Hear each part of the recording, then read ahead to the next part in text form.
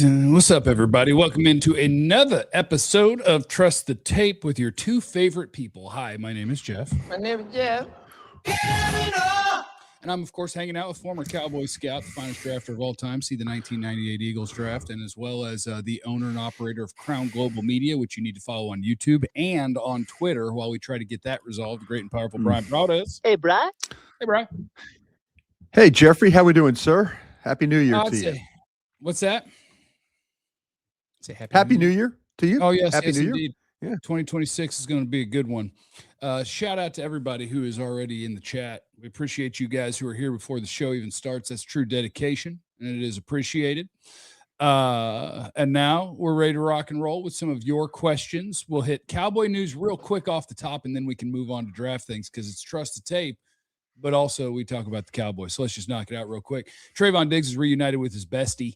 They actually claimed him in Green Bay. I didn't think anybody would claim him because they didn't need to. And you could have just signed him. But, yeah, Green Bay went ahead and claimed him. Maybe Micah Parsons told them to. And you now get about $400,000 in cap relief, I believe, from this past season. 470 that last week. Yeah, 470. And I if you follow along what I do, I have my gang of 7, which are guys that I ask around the league that are general managers, directors of player personnel. I had 2 of the 7 get back to me, both teams, prominent playoff teams that I was visiting with. One of them was adamant that a playoff team would claim Diggs. And the other one was, I don't think so. So of the 2 that got back, it was a 50-50 shot. But the one who was adamant, he was like, listen, this time of year, you'll do what you have to do. If you feel like that you need another corner, another defensive end, wide receiver, whatever, if you feel like that you're not playing with good enough quality and you can maybe add, we could all say what we think about Diggs because we've seen it here the last year. But teams are looking at this and they're thinking, well, if not for them, maybe for us. And so that's how they looked at it. That's how the Packers looked at it. And, there's a pretty good possibility, because the Packers are not going to play their starters this week. I was talking to some people last night in Green Bay about this, and they're not going to play. I mean, they're down to their 3rd-string quarterback. They're going to go to Minnesota and likely lose this game going in, and then they'll either have to go to Chicago or go to Philadelphia, depending on how that plays out. So, but they kind of expected that Diggs could very well play this weekend for them.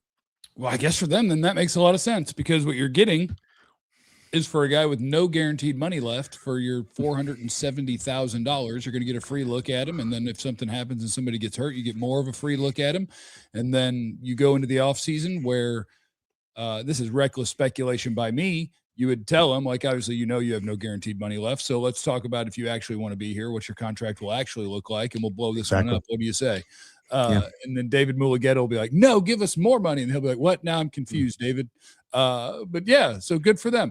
Is Trevon Diggs about to be a scapegoat, and does it make it more likely Eberflus survives?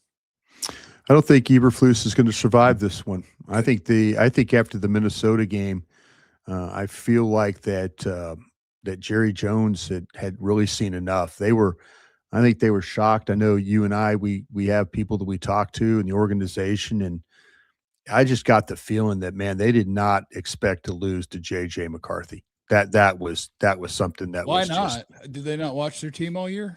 Well, but okay. I know, yeah, but I'm just telling you what they're thinking. Whether it's right or wrong, I mean, it's yeah. I mean, there's a lot of times we could play this game like, oh, would you watch him play? Yeah, I have, Yeah. But they're in those chairs, we're in our chairs, and they did not, losing to Detroit's one thing, losing to Minnesota where J.J. McCarthy had really only played really well the week before against the Commanders, and we've all seen the Commanders. So, that was not an expected deal for the Cowboys. And I think that point in time, the fact that Matt Eberflus has come out here recently and defended himself about this whole thing about not having Micah Parsons, he played the whole entire training camp without Micah Parsons as being on he didn't practice one time with Micah Parsons. So he had an idea. I'll tell you where we got fooled, Jeff. We got fooled to thinking that these edges were going to be good because they were going up against offensive tackles that weren't good enough. Now that's the issue right there. When you look at the big picture for the Dallas Cowboys, I'm sure people out there are going to say, well, you're probably going to be looking at an offensive lineman, maybe even a tackle, depending on what happens with Steele and all that. But there were practices where Donovan Ezraku looked like he was going to be a star. There were practices where Houston and others were rushing, and we're like, oh man, they're going to be all right. Well, what we didn't realize was that the offensive linemen, the tackles particularly, weren't going to be great. And I think that gave the defensive coaches a little bit of false sense of security because they haven't had a pass rush all year. And I know you're going to say that, well, they traded away their pass rusher. You're absolutely right about that. They traded away their guy.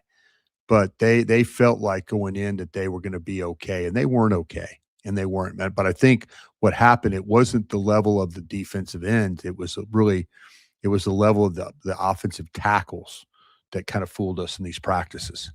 Well, I'm old enough to remember when Jerry Jones told us it was unanimous that when they traded Micah Parsons, everybody was on board. Sounds like Matt Eberflus has changed his mind. Oh no, that he cast.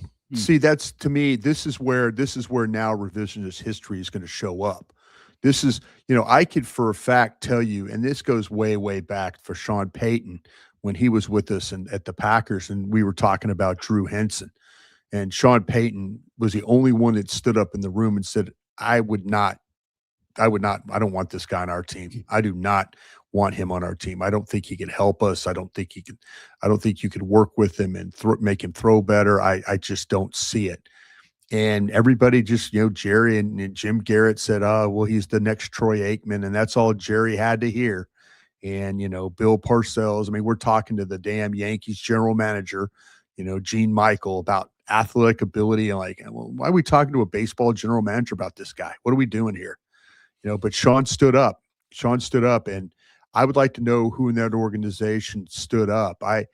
To me, and I'm not looking at his revisionist history, but I know myself, the loudmouth that I am, and the guy that always stood up and said, what are we doing here? Are we really going to rush the passer with these guys? You really think we could do this? We're talking about closing out games here.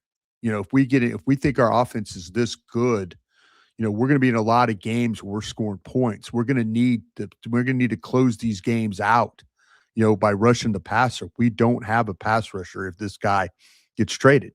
That loudmouth Brian Broaddus would have probably been fired, and because I don't know how anybody could stood up in that room and after the way they built their team and say, okay, we're going to be okay rushing the passer, especially with as many points as we're planning on scoring with our offense. Yeah, and this is just reckless speculation, but my guess would be that when you hire guys that no one else would hire for their particular positions, you can get them to not really push back at you, and you can kind of do whatever you want. I think that's probably what happened with the Micah Parsons trade. The established, there was nobody established in that group. Yeah. You got the head coach. If the head coach really agreed to that, then there's no way. How do you and listen, Jerry and Micah went at it. There's no question of that. There were signs before that, Jeff. You've been doing this long enough that, again, we work with people, talk with people. There's people that talked about that when Micah Parsons was shown the door, much like with Diggs being shown the door, there's people in the organization that are absolutely happy about this. Is that right or wrong? History will judge that. But there are people that were ready for Micah Parsons to go on. They did not want Micah Parsons. People will tell you that Tank Lawrence wanted nothing to do with being around here anymore because of Micah Parsons. So good or bad, somebody should have stood up and said, well, our defense is not going to be as good. Are we okay with that? And Matt Eberflus should have probably been the first one standing up and saying something, but you're right about that. When sometimes you get hired for a job, Jerry Jones, Will McClay, Stephen Jones saying, hey, hire Matt Eberflus, to the first year head coach. Head coach goes, okay, I don't really have anybody in mind, but sure, here we go. That sounds like a good plan to me. I'm on board. That's how you get hires. That's how you get players on your team sometimes too. James in the super chat, he said, is Love going to be a DCB, Dallas Cowboy? Would you be happy? That'd be Jeremiah Love, the Notre Dame running back. And I would tell you, you'd be happy with the running back that you have on your team, but I don't know that they're in a position where they have the luxury to pick a running back in the first round. They do if they address free agency like most teams do. You've got to create flexibility within the drafting for you. If you go out and you just say we're gonna tag George Pickens and we're gonna bottom fish and just draft 2 players, you can't draft a running back. You absolutely can't. But if you go out and you address it with you get an edge, you maybe get a linebacker, you maybe look at a safety, you look at a tackle.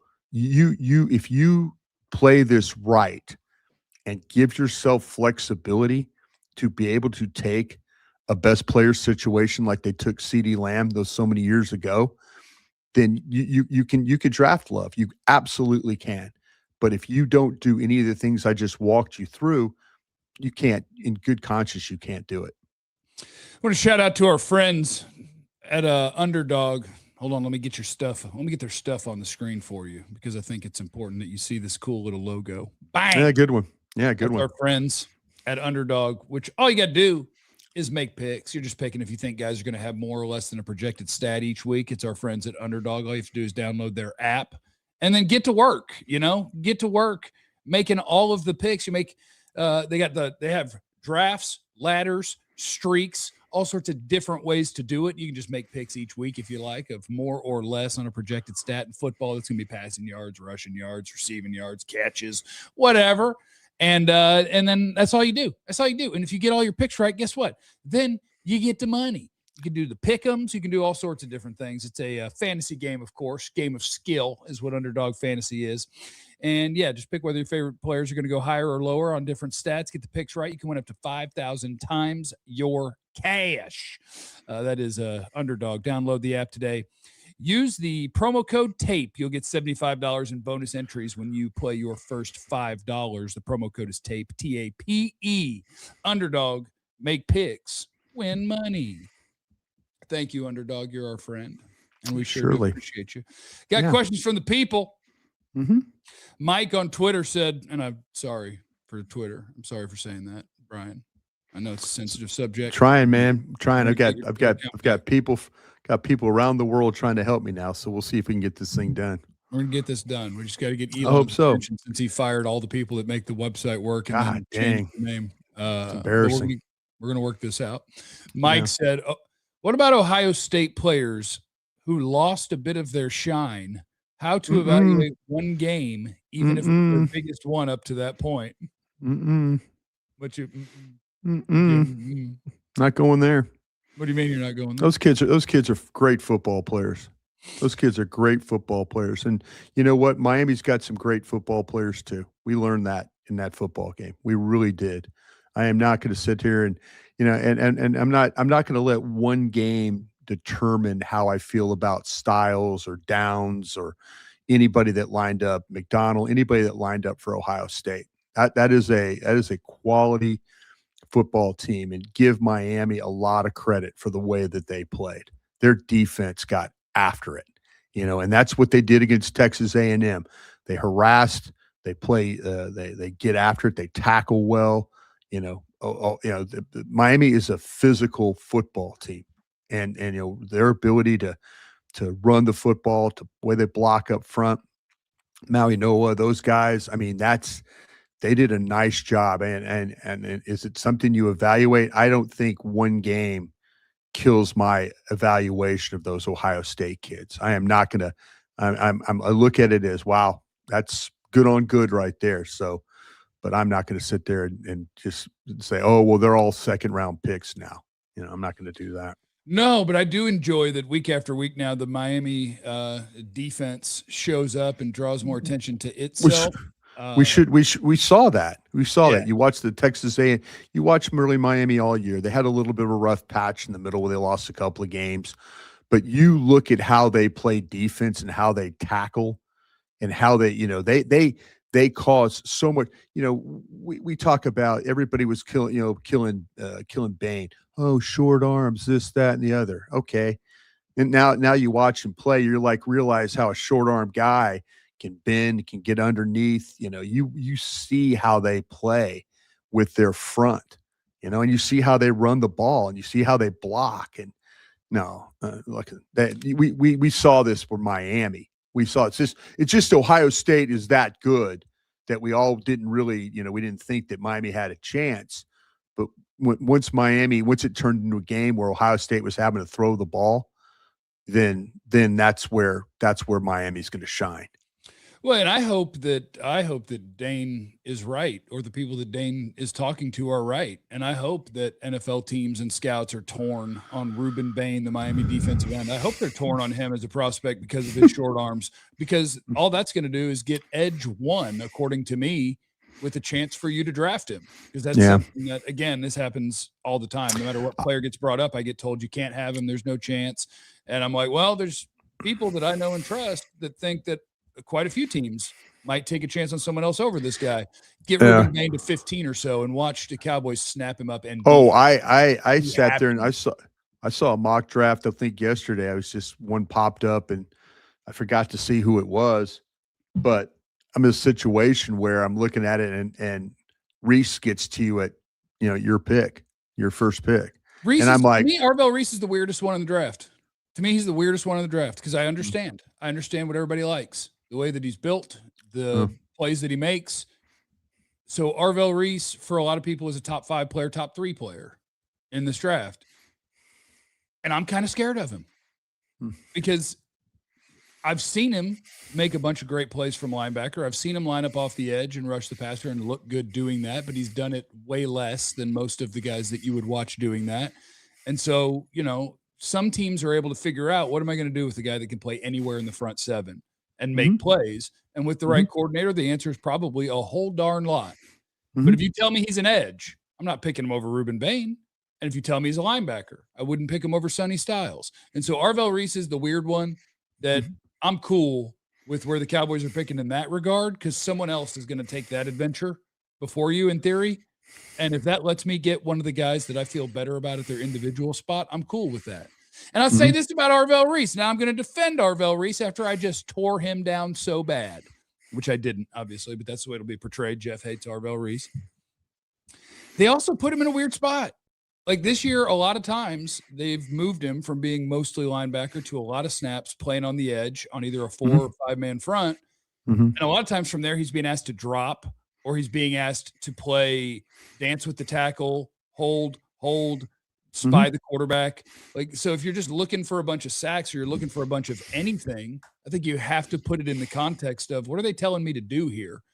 Because he's not being asked to tee off on quarterbacks all game. He's being asked in the college game, don't let that quarterback hurt us. Come off the ball, wait, watch. Don't let him do this. And so he's the most interesting one to me because he can do multiple things, but I wouldn't pick him over the best guy at either of those things, And so it's weird. He's just a weird one to me. And I'm going to let somebody else figure it out.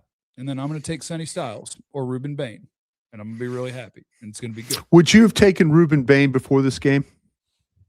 He was my top edge before this game. Yeah, I'm the psycho who, as soon as I watched all the so edge did you do? So you put Reese as a linebacker for you, or do you have him as an edge?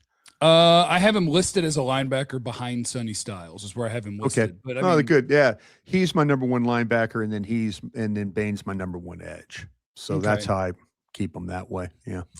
Yeah, and then the other guy that I think is in consideration for being the top edge guy is Texas Tech's David Bailey, and watching him play another playoff game, their offense failed them miserably, but you watch defensively, and David Bailey, once again, he's out there making plays. He's a hellified pass rusher. That my favorite thing about him is that he wears no gloves, he wears no sleeves, he looks like a psycho.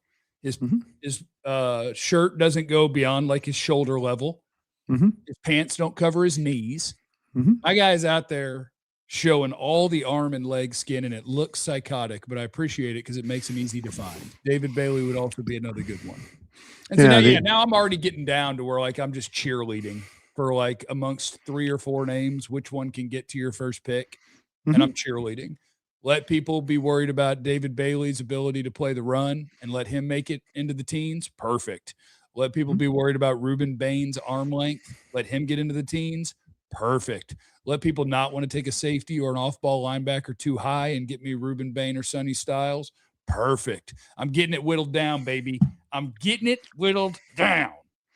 And we need corners. So just let Mansour Delane make it too. Like we're gonna end up with a guy unless the Cowboys do something foolish. We're gonna end up with a guy. It's gonna be good. I believe. Yeah, I think so. I think Delane is everything that Mo Claiborne wishes he was. Coming out. But yeah, I could say I'm not going to overthink this thing. I think these players. I think you watch the tape and you talking about Bain and Bailey and Reese, Delane. You don't overthink this thing, man. Don't.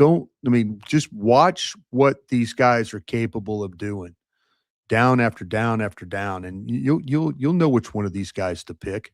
It won't be that hard, but too many factors get thrown into the mix here, and it affects the judgment of who you should actually take. Yeah, and to your point in free agency, what makes it so important is to just make yourself have the ability to do whatever's best for your team with that individual pick and not feel like you have to scramble and plug a hole with a first round pick. That's absolutely, yeah. You bottom fish and you tag Pickens and that's all you do. Yeah. Then you've put a tremendous amount of pressure on your scouting staff and coaching staff to have to make a decision in the draft. You've really limited. Now the draft gods might smile on them and they might end up with the right guys, but man, I would sure love the flexibility of being able to pick a couple of different positions more than just a cornerback or a linebacker or an edge rusher. Yeah, and we've gone through a bunch of individual players there, naming 5 or 6 guys that you would be thrilled to have be the first Cowboys pick. And I haven't even mentioned what an interesting year that probably my top 2 offensive tackle prospects both play right tackle in college. Yeah. Maui Noah, the guy at Miami, and Fano at Utah. Yeah. And you have a team that would probably really like to free up money by getting rid of the guy who's currently playing right tackle. Like, absolutely. Add 2 more. Now I'm up to 7, 8 names that I'm watching. I'm like, which one? Yeah. One can I have? But, can I have 2? Yeah. Yeah. Your tackle situation, me personally, I would like to see Guyton. The thing about Guyton is his health scares me. I can't, a young guy, my man has like a basketball body build. It's like when we watch the NBA and it's like these big, good-looking athletes just get hurt. They play 5 games and then they get hurt. I mean, I'm kind of worried. The one thing you could say about Steele, we always get mad at Steele. Steele lines up and plays every week. Yeah. We get mad at him though. We get mad at him. We probably get mad at him too because he makes too much money to everybody. If he was where he was picked and where he was, the signing and all that. I mean, we get mad at the guy, but boy, I'd sure like to have the flexibility of being able to pick if one of those tackles was there. I'd love the flexibility to do that if that was the case. Could you imagine how much Jerry Jones could talk about stopping the run if the first pick for the Cowboys was Ruben Bain? And you now have 3 $20 million defensive tackles and a 275-pound Well, edge. That's him or Bailey. Give me Howell from Texas A&M. We've gone almost 18 weeks now watching a team with no pass rush. Yeah. None. Not good. And we said, well, we play the run. Well, damn, you can't defend the damn pass. It's 2026. Teams don't care if you want to stop the run. That sounds great to them. Sweet. Yeah. Put 5 guys down there. You can't cover. We're going to hang 40 on you. You can't. You look at these teams, Green Bay, until Green Bay was able to mask the problems they had in the secondary because of Micah Parsons and their pass rush. Yeah. Dallas has got none. Yeah. Dallas has got no pass rush. Don't tell me, the guy plays the run really well and he rushes the passer. I don't care. Give me the guy that rushes the passer. I've got 3 cats now that can play the run. I've got guys, I got Clark, Ezeraku, Williams. I've got guys. Give me a bendy SOB that will get after the quarterback and finish in the pocket. That's what I want. If you're a Dallas Cowboy fan, you should want an edge rusher, and figure it out. Or, get a linebacker that can rush. But man, don't sit there and tell me, well, this guy, Falk is a great example of this. The guy at Auburn. I think it's 6'6", 285. I don't see a bendy guy. I see a really good football player. I'm not hating. I'm just telling you, you watch these damn games. Seriously. Do they have anybody that can rush the passer? No, the Cowboys have no one that can rush the passer. And hopefully second year as a Raku can do it a little better. I mentioned this last week, and it was weird when it kind of clicked in my head, and then I fired off a tweet and talked about it on the show. I think Jadeveon Clowney was your best non-defensive tackle on your whole defense last year, and that's not okay. No. It's not okay that – and your two best pass rushers, neither one was at training camp. Yeah. Like you picked up two dudes off the streets that were your two best pass rushers. That ain't going to work in the NFL. No. What's sad, I'll tell you what's been a little bit sad, Jeff, and maybe my bar was too high for Donovan Ezeraku. Maybe it was. I saw him winning against better offensive tackles in the ACC than guys he's playing against in the NFL. I mean, I get Jordan Mailata. I get it. But I saw him winning against better ACC tackles than he was playing in the NFL this year. It didn't even look like the same player rushing the passer. He's gonna figure it out. I think he will. No, I'm not dinging the guy. I'm not dinging him. I'm just saying it. I did not expect him to have. He just hasn't been able to finish and get home like he did when he was at Boston College. Yeah. At Up, Winv, have you guys watched any tape on Anthony Hill Jr. from Texas, and what round will he be in? I have watched Anthony Hill Jr. from Texas, and I have to apologize to Texas fans that I'm cheerleading for a linebacker that's not yours, because I know I know there are a lot of people who want that to be the Dallas Cowboys linebacker who fixes all of the things. Yeah. But I think Anthony Hill Jr. is more of a second or third round player than a first round player. I do too. I got him in the second round myself. And the one, yeah, go ahead, Jeff. Go ahead. And I don't mean this all the way, and I'm not projecting this career onto him. But honestly, I see some Kenneth Murray there where it's like off the bus, looks right, can run, can hit. But when we're trying to have everything be right all the time and diagnose things and get off the blocks, like I think he is a strong, fast, can punish you. Yeah. But I don't think his strength is going to be in coverage. Nope. And I don't think he always sees things the fastest. So honestly, I don't think Kenneth Murray is a terrible comp for Anthony Hill Jr. I think that, there's some instincts with the player that you kind of see. I watched a linebacker yesterday, Lawson from Alabama, and I watched Vanderbilt run the ball past him twice, and I'm like, I'm talking to some scout buddies of mine, and they're like, yeah, the guy's got some instinct and all that. I'm like, did you guys watch the Vanderbilt game? And I'm, it's funny with some of these things with Hill, 6'3", 238. He's good looking player. He can play downhill, as you mentioned, the explosiveness with the hips and stuff like that. But he is kind of a spot drop linebacker when it comes to coverage and things like that. He's just going to kind of go to the area, and then, maybe that's the way that scheme is that they play at Texas. But man, the upper body power, all that stuff is pretty impressive with this player. There's a little tape trusting for you out there, ladies and gentlemen. We do appreciate everybody who is here with us. Thank you. Smash the like button on your way out if it's not too much trouble. Make sure you're following Crown Global Media. And I believe it's CRWN. Right. Media. Yeah, they wouldn't give me all the letters, so I had to improvise there a little bit. That was nice. It took out one vowel. I see you. Look, DLLS. Take out a vowel somewhere. That's what you got to do. And make sure you're following Crown Global Media on YouTube as well. Thank you, Bryan, and thank you, people. It's good to see you. Happy New Year. And remember, you have no idea what anybody's going through. Be cool to everybody.